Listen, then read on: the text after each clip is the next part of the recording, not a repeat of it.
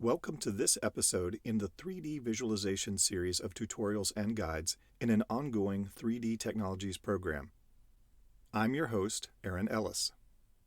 This video will cover some of the background and basics of animation as they relate to 3D visualization.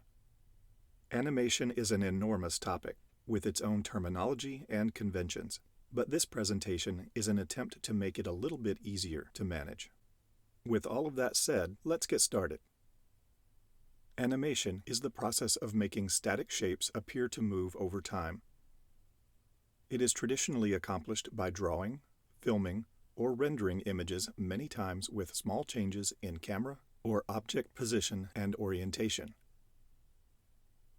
Most modern movies and games feature some form of animated visual effect. 3D animation might be considered a more complex variation of 3D visualization. Both involve images composed of objects within scenes. Animation's novelty is that it also adds movement that changes the perceived effects of light and weight and space. If you've watched the earlier episodes in the 3D visualization series and have attempted any of the activities accompanying those lessons, then you have already performed some of the actions involved in 3D animation, perhaps without even realizing it. At its simplest, 3D animation is just changing elements in a scene from one image to the next. We already change scenes every time we move an object from one location to another, and every time we make a light brighter or point a camera in a different direction. The difference, however, is in the recording of those changes on a timeline. It is this introduction of the time element that makes 3D animation more like 4D, where the X, Y, and Z coordinates are now joined by another axis, T. However, for simplicity's sake, we will continue calling it 3D animation for this lesson. Before we go further, let's take a look at some of the other terminology of animation. A sequence is a consecutive series of images that make up an animation. Typically, all of the images in a sequence should work together to tell a unified visual story, but it's not absolutely necessary. A frame is a single image in an animation sequence. Depending on scene complexity, special effects, the render engine used, image resolution, render sample counts, light simulation quality, and other factors, 3D visualization software can take from a few seconds to many hours to draw just one frame. Next, frame rate measures, as in frames per second, the playback speed of rendered video files. The typical output rate for video varies by media and genre. American cartoons are often rendered in 12 frames for each second, but those frames are doubled or repeated for television broadcast. By contrast, only 8 frames are drawn per second of Japanese anime, tripled to 24. I mention these here because most modern two-dimensional cartoons are now created using 3D development software. Yes, even South Park. For American television and film, frame rates are typically set to 30 FPS and 24 FPS respectively during filming or rendering, and then doubled or tripled for display. 3D animation is most often driven by keyframes, which are recorded snapshots in time of some aspect of a 3D scene element. Hand animating all the motion for every frame of action in even simple sequences is very labor-intensive. Keyframing allows animators to identify start and end settings for objects, and then rely on computer software and hardware to handle all of the intervening frame-to-frame action. The process of setting animation states on a timeline is called keyframing, and the process of generating the intervening frames between one keyframe to another is called tweening, as in betweening. Compilations of sequences that tell a story are often called films or shows, but can be more generally referred to as productions. This training video lesson is a production and is made up of many sequences.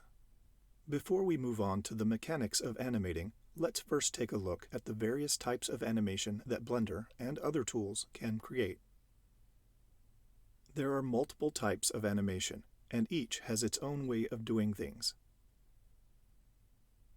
object animation, character animation, material animation, environment animation, physics simulations, and more.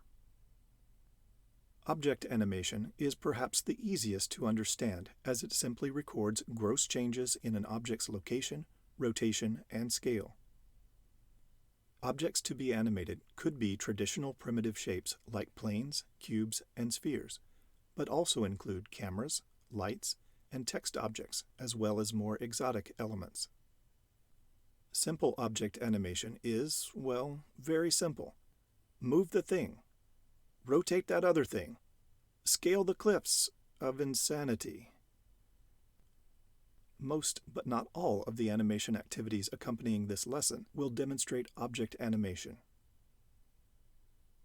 Character animation is also easily relatable, since many of us have seen hundreds of manually or digitally manipulated characters in film and television for most of our lives.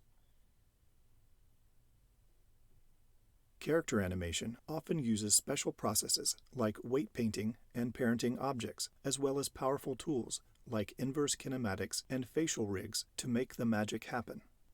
Virtual humans, animals, aliens, and monsters can all be considered characters, but also robots and vehicles, or even robot vehicles. Every part and feature of a character that can be moved or changed during a sequence is subject to animation. Material animation might be a bit harder to understand, but the surfaces of objects, like everything else, change over time. Those changes are often subtle and slow, but they still occur. Wet concrete can eventually dry, not all over and not all at once, but in patches after many minutes or hours. Depicting this effect, and many others, is the domain of material animation.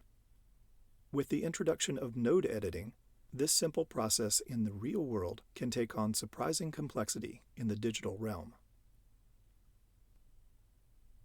Environmental animation is not dependent on any external object for change. However, the virtual world itself might be considered an object, albeit an intangible one. Environment settings and animation make fog effects and changeable backdrops possible. When using nodes, this animation type shares some of the qualities of material animation. The next version of Blender will include an impressive and animatable environment lighting system. While not the last of the various animation types, physics simulation is the final method that will be discussed in this lesson. Physics simulation differs from traditional animation in that it doesn't require planned, deliberate, recorded object motion or environment changes. Instead, simulations allow physics-enabled scenes with physics-aware elements to essentially resolve themselves based on a handful of starting assumptions and conditions. These include mass and bounciness for rigid bodies, tension and shear for cloth, heat and dissolve time for smoke fluids, and particle radius and bubble buoyancy for liquid fluid simulations. Additionally, external effects like wind, turbulence, vorticity, and more can be added to change the way various simulations play out. All of this is possible through advanced software tricks and a lot of computational number crunching. While the results of simulations are technically still considered animations, they behave less like scripted or choreographed performances and more like observed natural phenomena. Again, there are many other types of 3D animation, but the ones already mentioned will be the ones that are most important, at least for the purposes of this lesson.